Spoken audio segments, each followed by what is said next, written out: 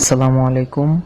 আজকে আমি বিপরীত ত্রিকোণমিতির কিছু ম্যাথ আপনাদের নিকট নিয়ে এসেছি।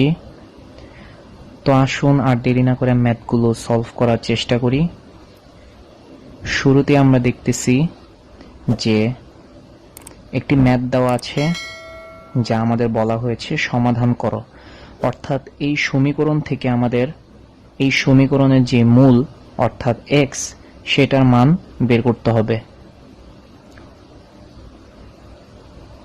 এখানে আমরা tan ইনভার্স x কে tan ইনভার্স x হিসেবেই রেখে দিব, প্লাস 2 cot ইনভার্স x কে আমরা দুইবার ভেঙে লিখতে পারি, অর্থাৎ cot inverse x plus cot inverse x equal to 2π/3। এখন আমরা জানি tan inverse x plus cot inverse x equal to π/2 plus cot inverse x equal to 2π/3।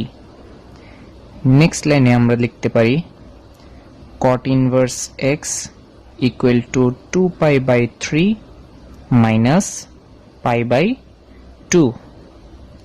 Next লাইনে লিখতে পারি cot inverse x equal to, এটা লসাগু করব 6 উপরে 4π মাইনাস 3π।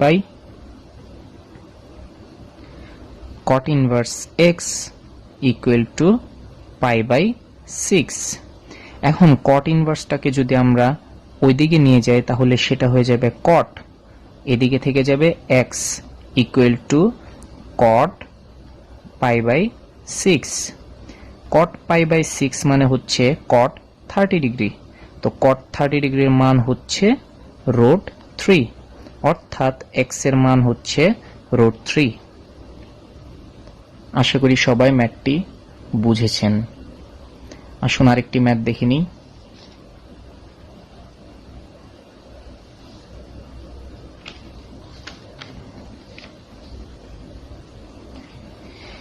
এখানেও বলা আছে সমাধান করো tan into cos inverse x equal two sin into tan inverse 2।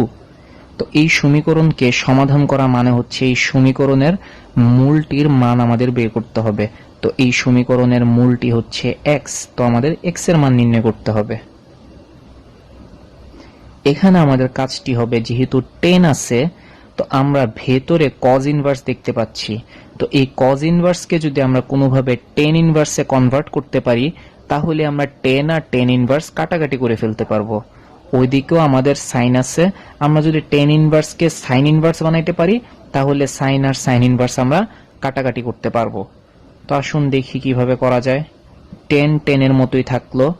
cos inverse x, আমরা জানি cos এর সূত্র হচ্ছে ভূমি বাই অতিভুজ। তো আসুন একটি চিত্র আঁকার চেষ্টা করি। যেহেতু ভূমি বাই অতিভুজ বলা হয়েছে তো cos ইনভার্স x এর চিত্রটা হবে এই রূপ। ভূমি হবে x, অতিভুজ হচ্ছে 1। পিথাগোরাসের উপপাদ্য ইউজ করে আমরা লম্ব পাই √1 - x²। তো এই চিত্র থেকে আমরা যদি cos ইনভার্স x এর সূত্র আমরা tan ইনভার্সে নিতে চাই তাহলে সূত্রটি হবে tan ইনভার্স লম্ব বাই ভূমি, অর্থাৎ √1 - x² x ইকুয়াল টু সাইনের মতোই থাকলো। এখন আমরা tan ইনভার্স 2 এর সূত্রটা আমরা যেভাবেই হোক সাইন ইনভার্সে কনভার্ট করতে হবে। তো tan এর সূত্র আমরা জানি কি লম্ব বাই ভূমি, তো tan ইনভার্স 2 এর চিত্রটি হবে এরূপ। লম্ব হবে 2, ভূমি হবে 1। পিথাগোরাসের সূত্র অ্যাপ্লাই করলে আমরা অতিভুজের মান পাবো √5। তো এটাকে যদি আমরা সাইন ইনভার্সে কনভার্ট করি তাহলে সূত্রটি হবে এইরূপ, সাইন ইনভার্স লম্ব বাই অতিভুজ অর্থাৎ 2/√5।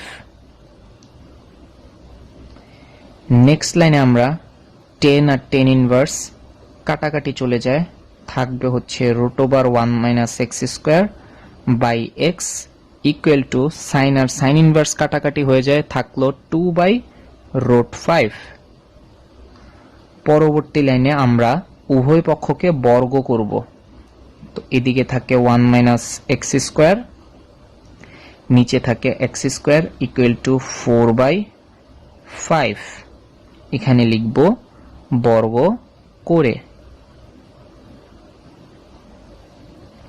এখন আমরা r গুণন করে দিব, r গুণন করলে হচ্ছে 5 - 5x² ইকুয়াল টু 4x²।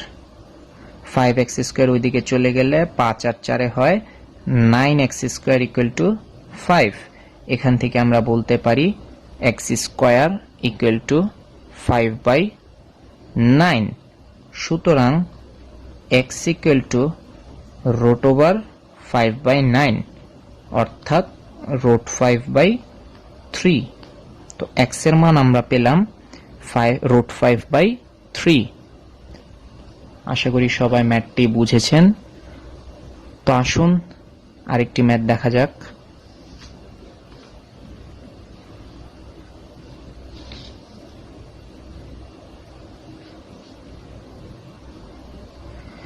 এখানে বলা আছে দেখাও যে sin² into cos inverse 1/3 minus cos² into sin inverse 1/√3 equal to 2/9।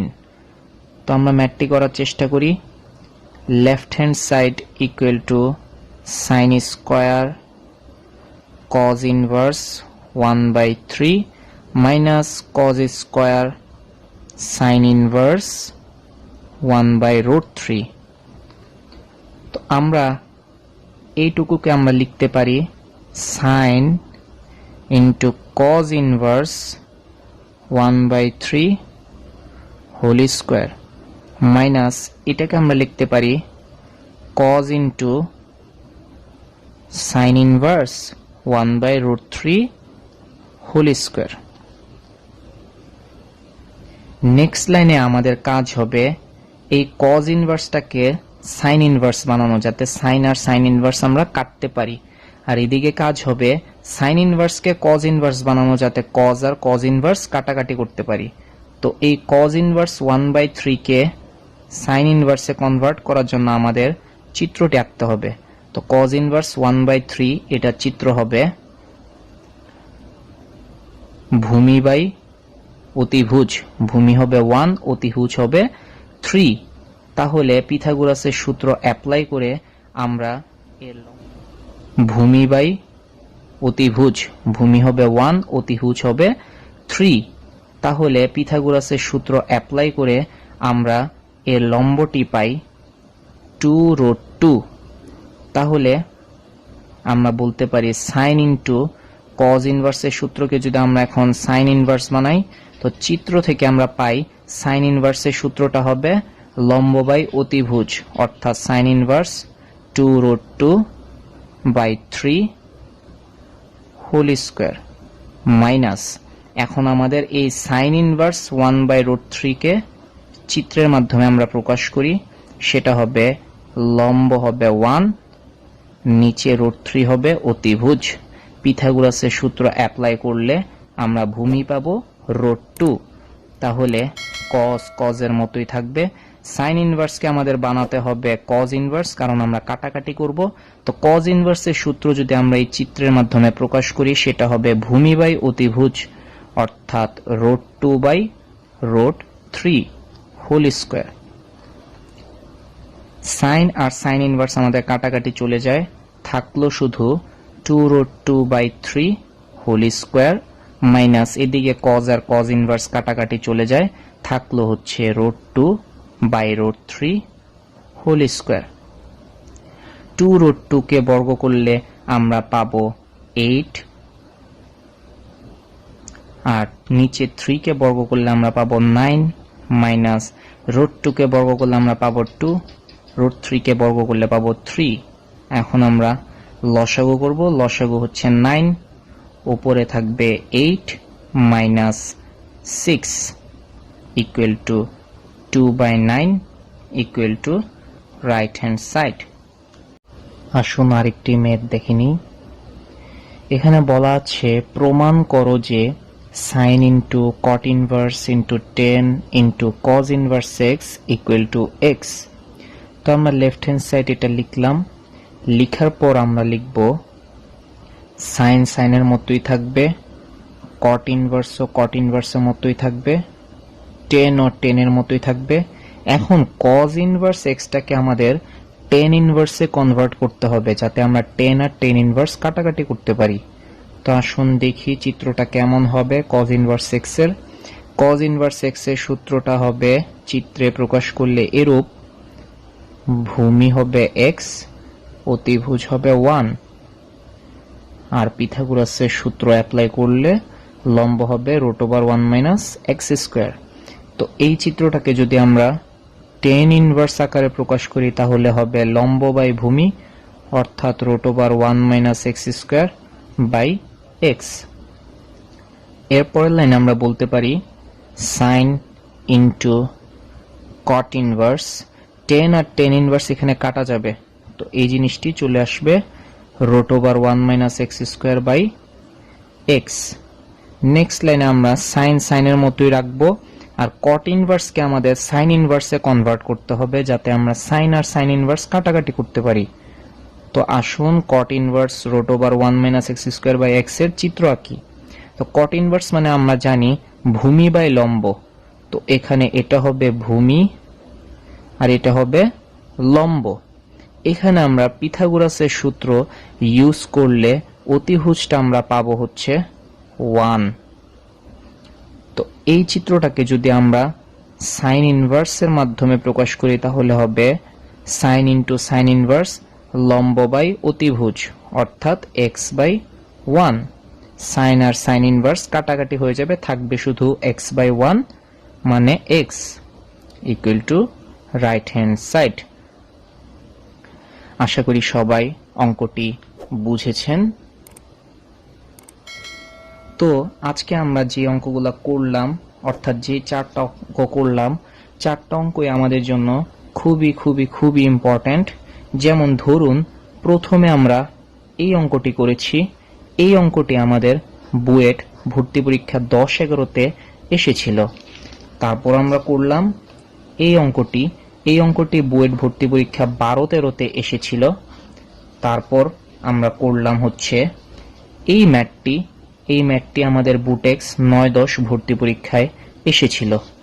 তারপর আমরা করলাম এই ম্যাথটি, অর্থাৎ আমরা আজকে টোটাল 4টা ম্যাথ করলাম। 4টা ম্যাথই আমাদের এইচএসসি প্লাস অ্যাডমিশনের জন্য খুবই খুবই খুবই ইম্পর্ট্যান্ট। আশা করি সবাই ম্যাথগুলো বুঝতে পেরেছেন। সবাই দোয়া করবেন, ভালো থাকবেন। আসসালামু আলাইকুম।